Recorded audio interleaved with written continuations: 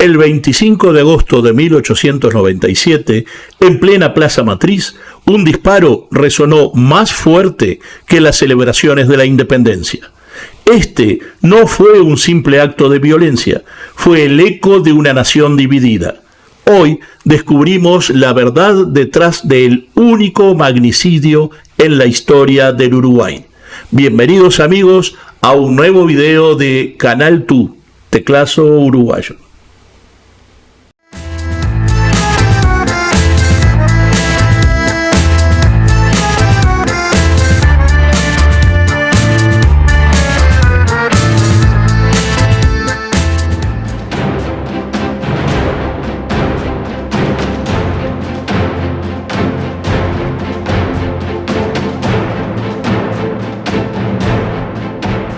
El presidente Juan Idiarte Borda fue ultimado el 25 de agosto de 1897, en plena celebración de fecha patria, cuando faltaban apenas unos meses para que culminara su mandato. Este fue el único magnicidio ocurrido en nuestro país hasta el momento, y esperemos que así lo siga siendo. El criminal fue apresado e identificado de inmediato como Avelino Arredondo. Según cuentan, no trató de huir ni de defenderse.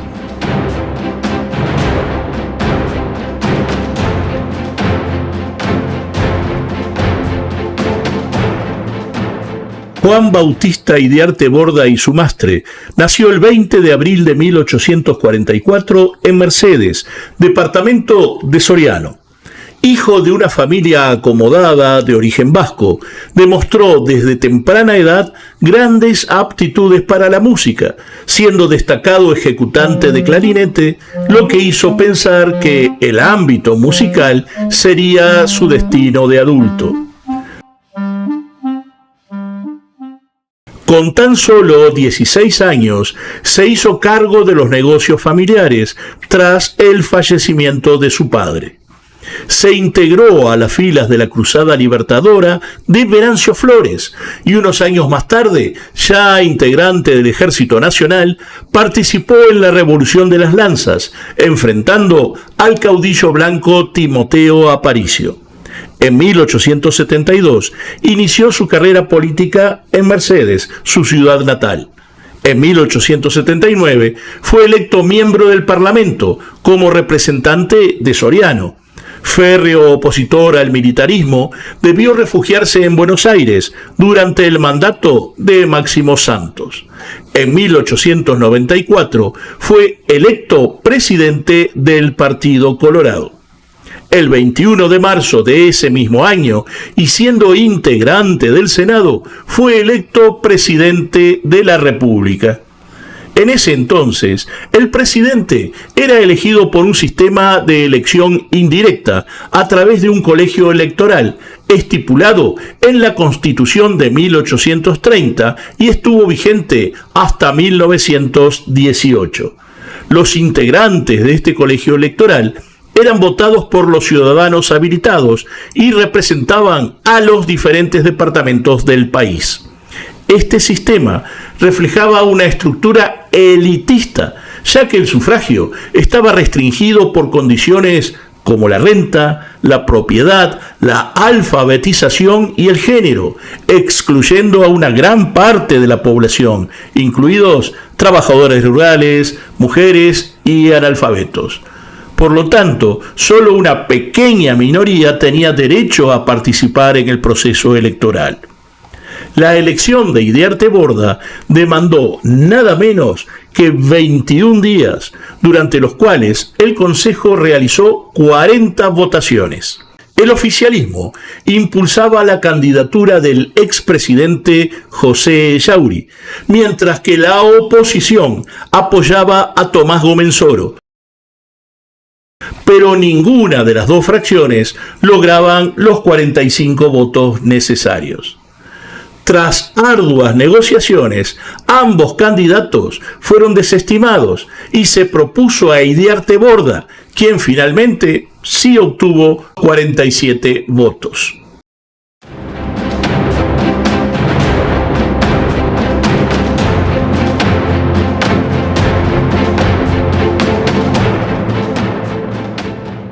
El gobierno de Juan Idiarte Borda estuvo marcado por sus extremos.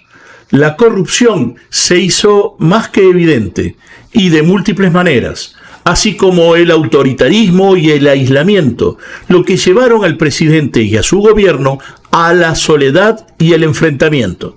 Pero, por otro lado, fue gestor de grandes iniciativas que contribuyeron al desarrollo del país. Idiarte Borda, que en su vida particular había demostrado gran habilidad para los negocios y las relaciones comerciales, evidenció en cambio una notable falta de habilidad para el manejo político y la búsqueda de acuerdos, lo que lo llevó a ejercer la presidencia de forma controvertida, autoritaria y sumamente cuestionada. Estas tensiones contribuyeron al estallido de una de las guerras civiles más sangrientas en la historia del Uruguay, la Revolución de 1897.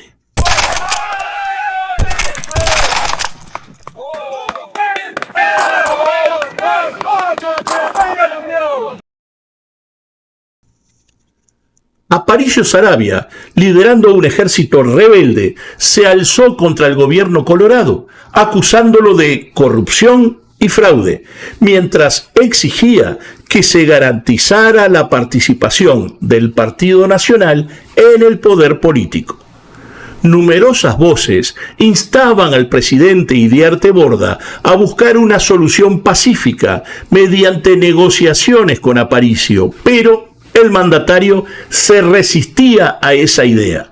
Estaba convencido de que la superioridad del ejército gubernamental, con más tropas y armamento mejor equipado, sería suficiente para inclinar la guerra a su favor, convencido además de que la legalidad estaba de su lado. Esta intransigencia, sin embargo, provocó el rechazo de gran parte de la clase política, que a mediados de 1897 pedía su destitución. Consideraban que su obstinación y falta de apertura al diálogo imposibilitaban un entendimiento nacional y la tan necesaria paz. A diferencia de su autoaislamiento, dos grandes líderes congregaban seguidores. En la campaña, el caudillo blanco Aparicio Saravia marcaba un prominente liderazgo entre campesinos y productores rurales, motivados por el descontento político y social frente a la hegemonía del Partido Colorado, que había monopolizado el poder desde 1865 con el apoyo de los sectores urbanos y del gobierno central. En la ciudad, José Bache y Ordóñez, fundador del diario El Día, ganaba adeptos a través de sus editoriales, en las que arremetía un día sí y otro también contra el presidente, a pesar de pertenecer ambos al mismo partido, el Partido Colorado. Bache y Ordóñez lo acusó con firmeza, calificándolo de la siguiente manera: Idiarte Borda, el más grande manipulador de todos los escandalosos fraudes que en este periodo se han cometido. Idiarte Borda era visto como un presidente que defendía los intereses de los sectores más ricos y conservadores de la sociedad, mientras mostraba un abierto desdén hacia las clases populares, considerando que éstas no debían tener participación en la vida política del país. Aún a pesar de todo esto, Idiarte Borda dejó una impronta significativa en el Uruguay. Durante su mandato, enfrentando dificultades políticas y económicas, impulsó importantes proyectos como la construcción del nuevo puerto de Montevideo, la fundación del Banco de la República Oriental del Uruguay y la creación de la línea del ferrocarril oeste. También llevó a cabo un censo general, estableció un catastro nacional, nacionalizó las compañías británicas de electricidad bajo la nueva compañía de luz eléctrica y promovió la creación de la Arquidiócesis de Montevideo. Sin embargo, su obra no fue del agrado de todos. La creación del Banco República, por ejemplo, afectó poderosos intereses. cercenó el poder económico de no más de 3 bancos, así como el de algunos capitalistas, guardando para sí el monopolio de la emisión de moneda, que hasta entonces estaba en manos de privados.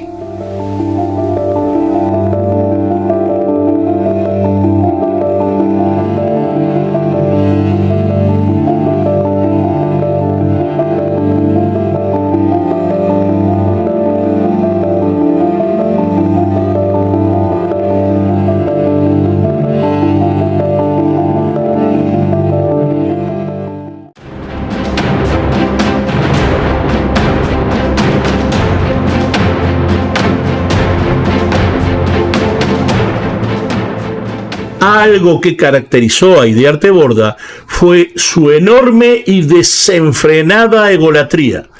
Alejado de los conceptos democráticos más puros, se pensó un símil de un rey que podía hacer y deshacer a su antojo, a pesar de que las voces de la oposición y hasta las de su propio partido criticaban efusivamente tal actitud.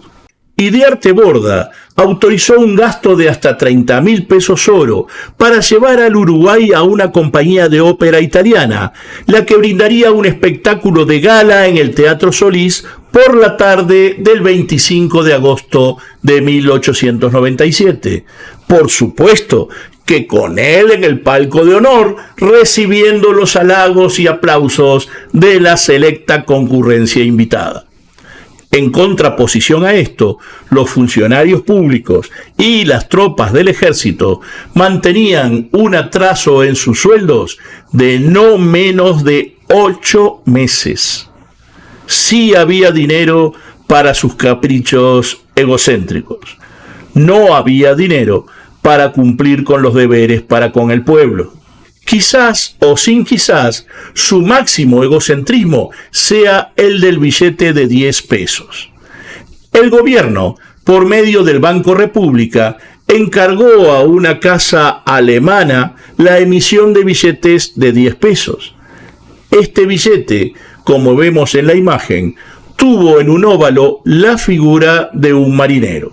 ¿Cuál fue la razón de tan extraña presencia en un billete uruguayo, un marinero? Resulta que Idiarte Borda había destinado a ese espacio para que llevara la imagen de ¿quién? De él, su propia imagen.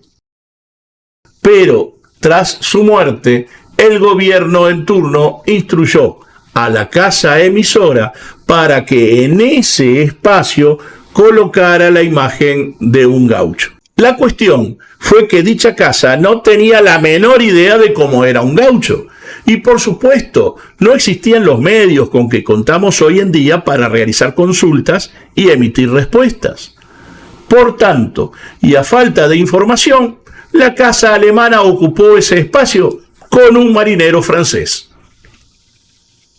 Todo egocéntrico se considera casi un rey, y todo rey debe tener su castillo. Así que Idiarte Borda mandó construir una suntuosísima mansión en el, por aquel entonces, exclusivo barrio de Colón, en Montevideo, en el que no llegó a residir. Pero de esto vamos a hablar más adelante.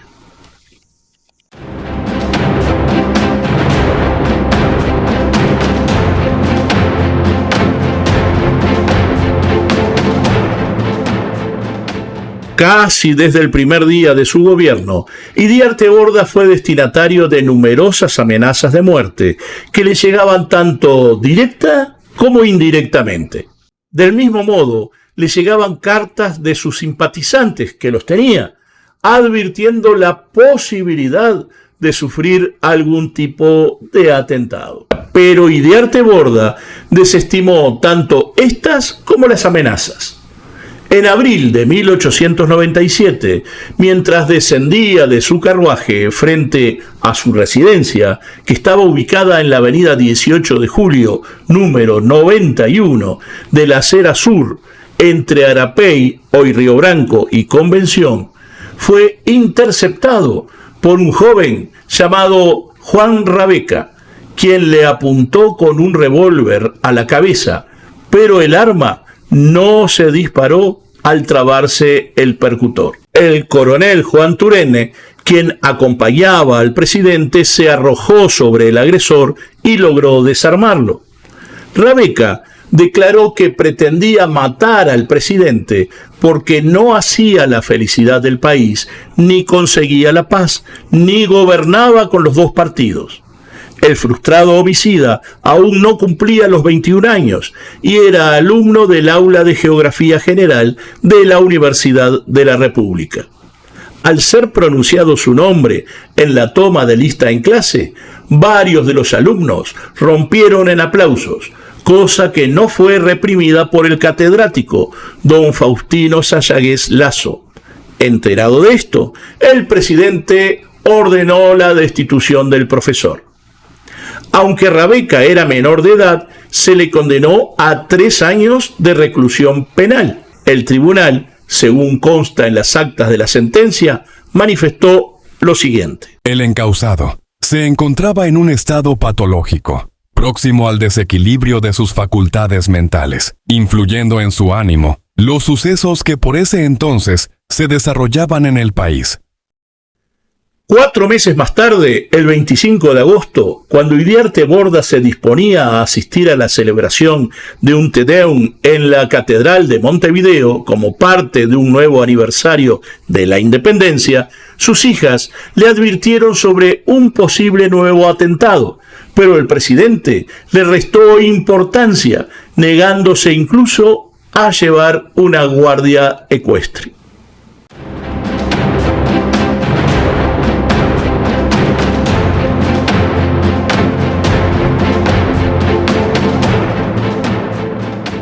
El 25 de agosto de 1897, fecha en que se conmemoraba un nuevo aniversario de la independencia de la República, el presidente, como dijimos, participó de un Te Deum que se celebró en la Catedral de Montevideo. Culminado al abandonar el templo, según los cronistas de la época, Idiarte Borda, acompañado del arzobispo de Montevideo, se separó unos pasos de los demás miembros de la comitiva oficial. Se adelantó unos pasos. Avelino Arredondo, de 20 años de edad, quien fue descrito como de mediana estatura, bigotes curvados, ojos ligeramente oblicuos y mal trajeado, se encontraba en la vereda del número 331 de la calle Sarandí, frente al Club Uruguay, junto a otras personas que presenciaban el desplazamiento de la comitiva, sin levantar ningún tipo de sospechas. A las 14 horas, con 40 minutos, cuando el presidente estuvo próximo a él, sorteó el cerco policial, se aproximó a unos 2,5 metros y casi imperturbablemente levantó un antiguo revólver, propiedad de su padre, con el que apuntó directamente al pecho del mandatario. La bala atravesó la banda presidencial que orgullosamente lucía Idiarte Borda. El asesino no intentó escapar ni ofreció la más mínima resistencia al ministro de Gobierno y al jefe político y de policía, Gregorio Sánchez, quienes se abalanzaron sobre él para detenerlo. Se dice que Arredondo ni siquiera sabía quién era el presidente y que tuvo que consultar a otra persona para que se lo señalase. Consideremos que estábamos en 1897 y las caras de las autoridades o de las personalidades no eran tan conocidas por toda la población. En su bolsillo, Arredondo llevaba un papel con sus datos personales, posiblemente para facilitar su identificación en caso de que fuese abatido. Idiarte Borda, muy mal herido, fue conducido al cabildo, ahí a pocos pasos del lugar del hecho, donde falleció. El arzobispo le dio la absolución y escuchó sus últimas palabras, que fueron: «Estoy muerto». El parte policial comunicaba lo siguiente: Tengo el sentimiento de poner en conocimiento de vuestra excelencia que hoy, a las 2:50 p.m., al retirarse de la catedral, su excelencia, el señor presidente de la República, con el séquito que lo había acompañado al Te Deum, celebrado con motivo del aniversario de la independencia nacional, el individuo Avelino Arredondo disparó un balazo de revólver sobre el presidente, causándole una herida mortal. La nota bizarra del día y hasta cómica la constituyó el hecho de que el ágape preparado en el Palacio Esteves, antiguo edificio de la Presidencia de la República, se llevó a cabo de todas maneras, pues ahí estaban los invitados que aguardaban la llegada del presidente. Y aún a sabiendas de lo que había sucedido, o sea, de que el presidente había muerto, dieron buena cuenta del lunch con que se celebraba la ocasión. No había que desperdiciar ni bebida ni comida.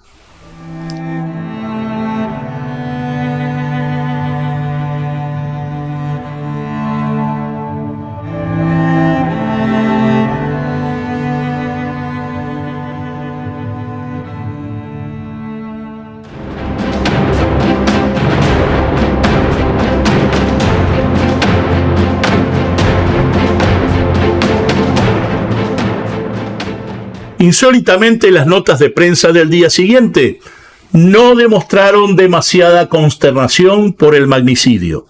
El diario El Día, del antagónico correligionario del presidente don José Valle y Ordóñez, no dudó en mostrar su dureza para con el mandatario. A los torrentes de sangre que durante 4 terribles meses se han estado derramando en la República, se agregó ayer una gota más, la sangre del señor Iriarte Borda.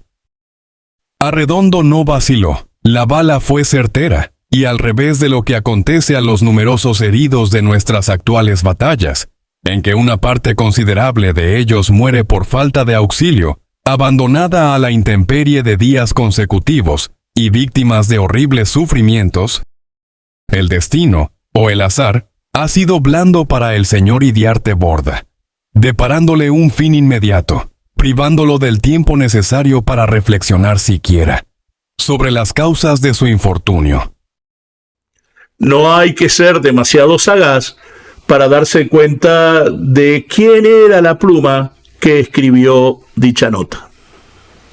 En tiendas del Partido Blanco, los comentarios no fueron menos severos. Tiempo después del asesinato, un joven Luis Alberto de Herrera escribía en Por la Patria: Avelino Arredondo llamábase el matador. La noticia del dramático suceso pronto fue conocida por la población que, aliviada en sus justas desesperaciones, pues volvía a entrever perspectivas de paz nacional, se desbordó nerviosa por las calles y plazas, sin disimular su alegría.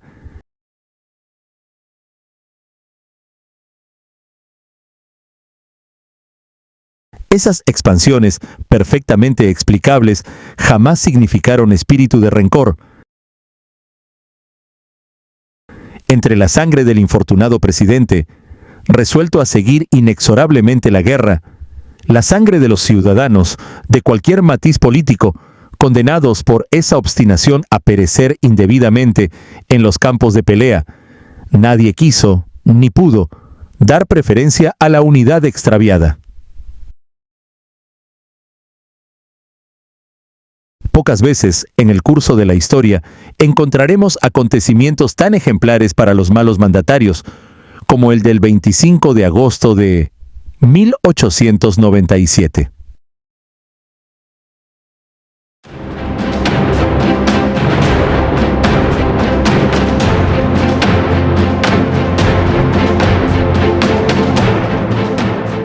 Como un insólito más a toda esta historia, y que no fueron pocos, el caso parece no haber sido demasiado investigado, como si se pretendiese no escarbar demasiado en busca de la verdad.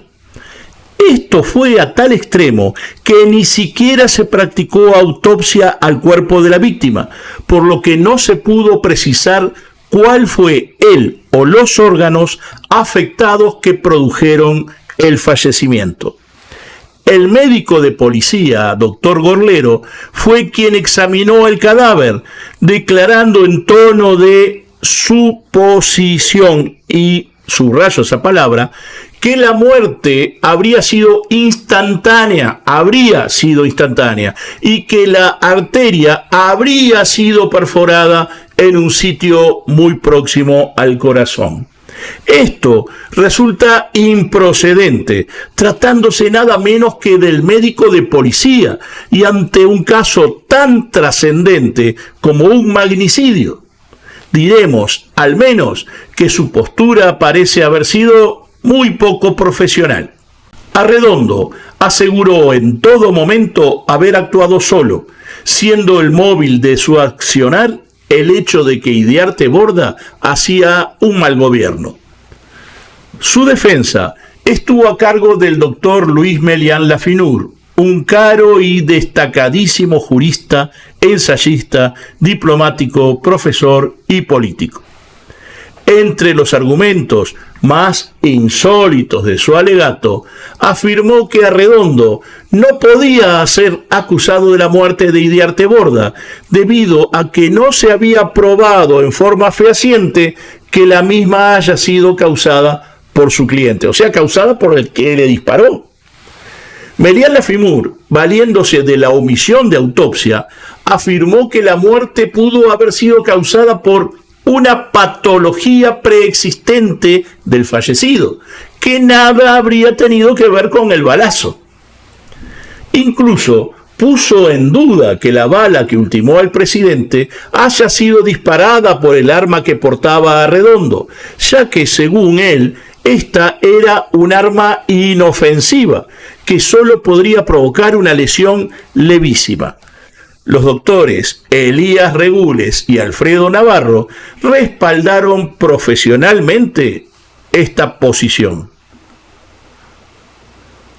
Decir que esto fue insólito es poco, pero aguarden, no termina ahí.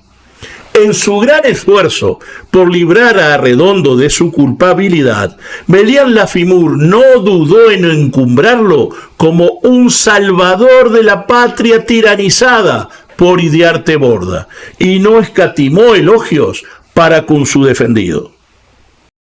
Se trata de un muchacho bueno, trabajador irreprochable, un detenido modelo, al que le tocó la misión de ser el brazo de la venganza popular, y por eso el pueblo le estrecha la mano, lo glorifica, lo admira.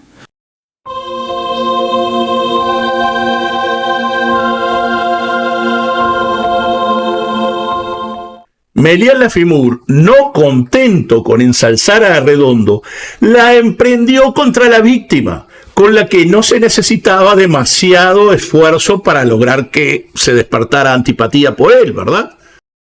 Hombre insignificante y vulgarísimo, de vida oscura que aumentó el desorden administrativo, falsificó el sufragio, provocó la guerra civil cuando podría haberla evitado, hombre sin corazón y sin inteligencia, rapaz, cruel, fratricida, que por acción de sus negocios hacía correr mares de sangre, un tirano.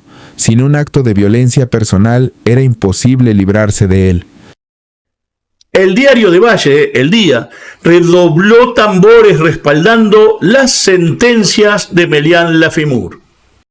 Idiarte Borda representa la única y exclusiva causa de las desgracias públicas, una voluntad maligna, una voluntad envuelta en las tinieblas.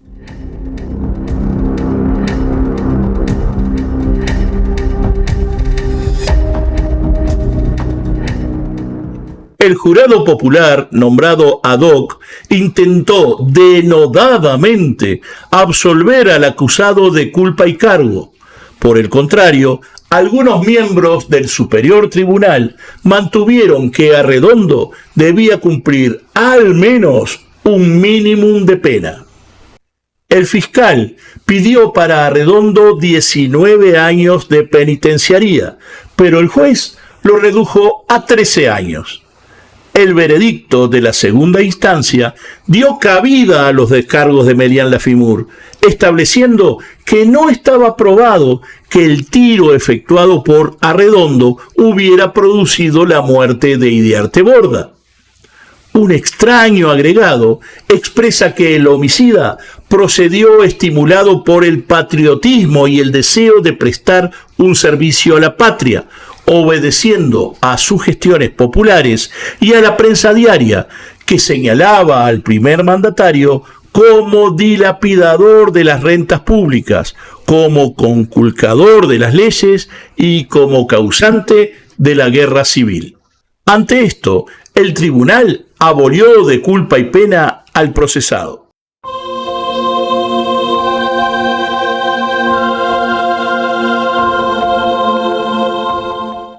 El veredicto de tercera instancia reprodujo las declaraciones del veredicto anterior, pero esta vez el tribunal estableció que no era dable a los jurados sacar consecuencias jurídicas de los hechos, y menos fijar causas justificadas o atenuantes del delito, y que, aunque no estaba probado que la bala que mató al presidente fuera disparada por Arredondo, de todas maneras, este tenía que ser penado con 8 a 10 años de penitenciaría. Aún así, la sentencia fue de solo 5 años. Esta sentencia declara a Avelino Arredondo reo del delito de atentado contra la vida del presidente de la República, don Juan Iriarte Borda, condenándole a 5 años de penitenciaría. El acusado y su abogado, ante este veredicto, celebraron el fallo con un muy fuerte abrazo. Como otro dato curioso, en ninguna de las 3 instancias del proceso se empleó la palabra magnicida para calificar a Arredondo.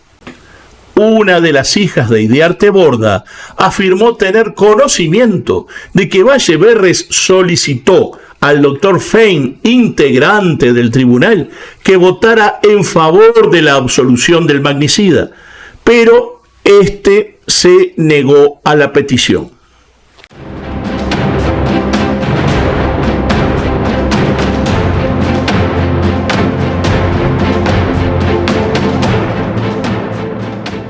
La prensa de la época, los políticos opositores a Iriarte Borda y hasta el mismísimo escritor argentino Jorge Luis Borges han tratado de pintar a Arredondo como un soñador idealista, solitario y humilde.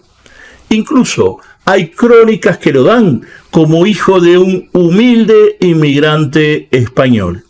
Lo cierto es que ni humilde, ni solitario, ni idealista. Era el hijo de un destacado militar uruguayo, general para más datos, el que había participado en varias contiendas de la segunda mitad del siglo XIX en el Uruguay.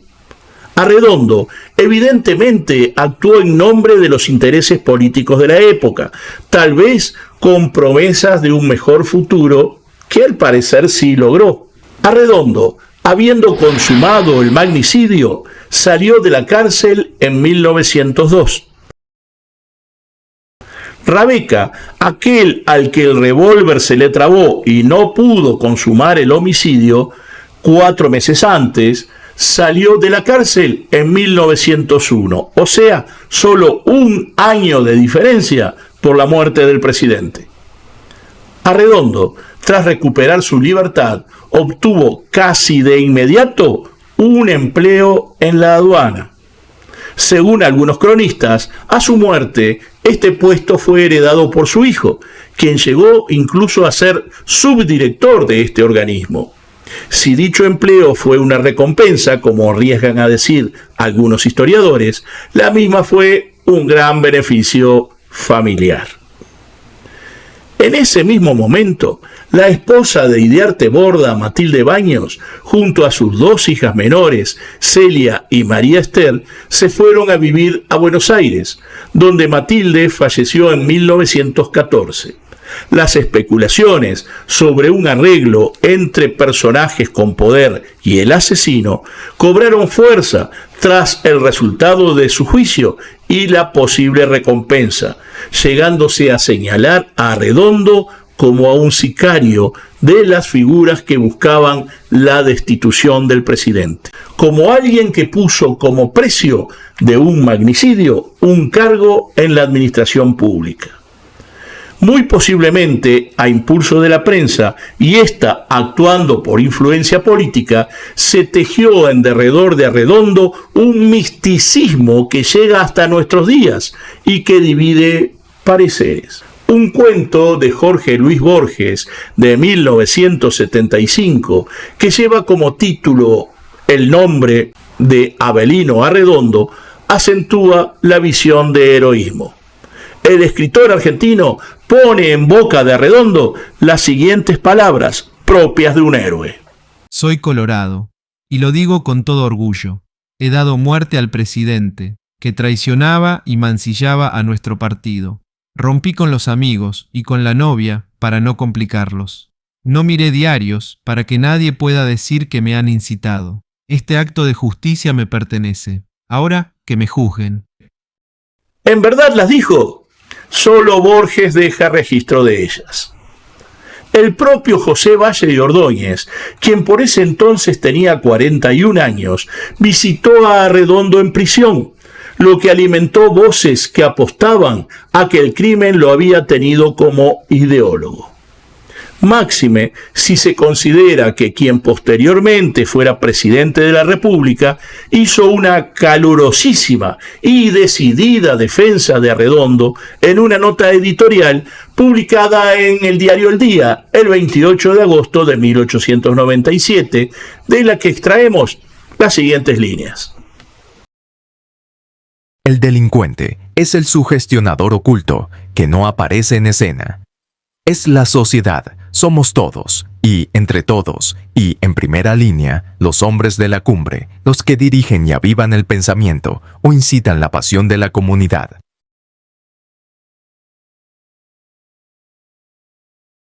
No hemos aplaudido ni condenado la obra de Arredondo.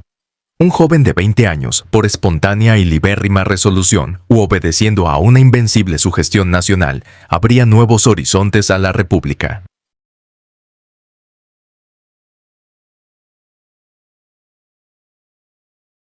El pueblo, por una intuición profunda, percibe algo de las leyes, misteriosas todavía, que rigen esta clase de actos y las acepta como obra propia.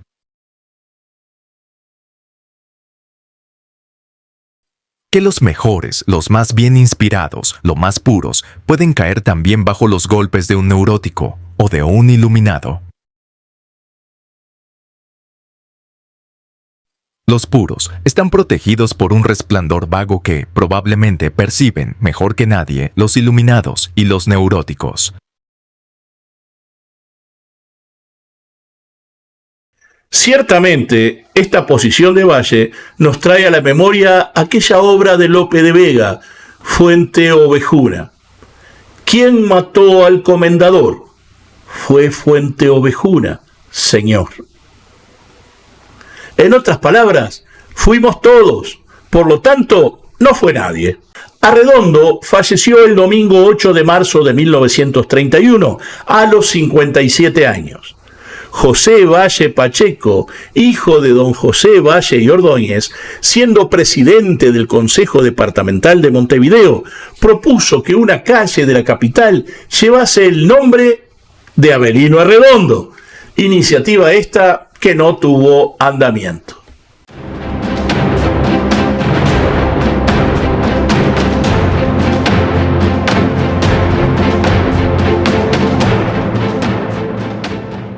Idiarte Borda mandó a construir una lujosísima mansión, más que mansión, un castillo, en la aquel entonces exclusiva zona de Colón, más precisamente en la calle Lezica número 5912. No se fijó en gastos, en lo que aún hoy se considera una de las construcciones más lujosas del Uruguay. Ocupa un terreno de 23.400 metros cuadrados, 1.100 metros cuadrados de construcción y 5 niveles. A tal punto fue el despilfarro que la construcción estuvo a cargo del francés Alfred Massieu, destacado arquitecto del Art Nouveau y del eclecticismo, quien fue autor de edificios monumentales tanto en la Argentina como en el Uruguay. Para los jardines recurrió al arquitecto francés Carlos Thys, encumbradísimo paisajista, que cuenta entre sus obras nada menos que con el diseño de las plazas Independencia y Cagancha, los parques Valle y Rodó y el urbanismo del Boulevard Artigas y el barrio Carrasco, todos en Montevideo. Mientras que en la Argentina, también entre otras grandes obras, diseñó la Plaza de Mayo en Buenos Aires, frente a Casa de Gobierno. No obstante el despilfarro, el presidente jamás llegó a disfrutar de esta poco menos que faraónica obra, ya que no pudo habitarla, pues fue asesinado antes de que la misma concluyera. Doña Matilde, su esposa, afirmaba después de la muerte de su marido que él mismo era visto caminando por los pisos superiores y sobre todo por la torre de la casa. Tras el fallecimiento de doña Matilde en 1914, la casa estuvo muchos años desocupada. Algunas especulaciones afirman que fue ocupada por intrusos de mala calaña, que la emplearon como escondite. También que durante la dictadura, entre 1973 y 1985, habría servido como lugar de detención e interrogatorio. Pero de ninguna de las dos cosas hay pruebas concretas.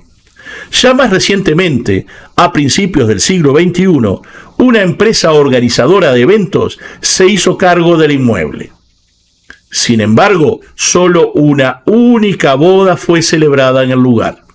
Se dice que durante el festejo, el personal de servicio comenzó a percibir señales extrañas, hasta que en determinado momento la novia fue al baño, de donde unos pocos segundos después salió corriendo y llorando a gritos. Decía que había un hombre completamente envuelto en sangre en el baño. Quienes entraron de inmediato no encontraron a nadie. La boda se paralizó y de ahí en adelante ninguna otra se celebró en el castillo de Idiarte Borda.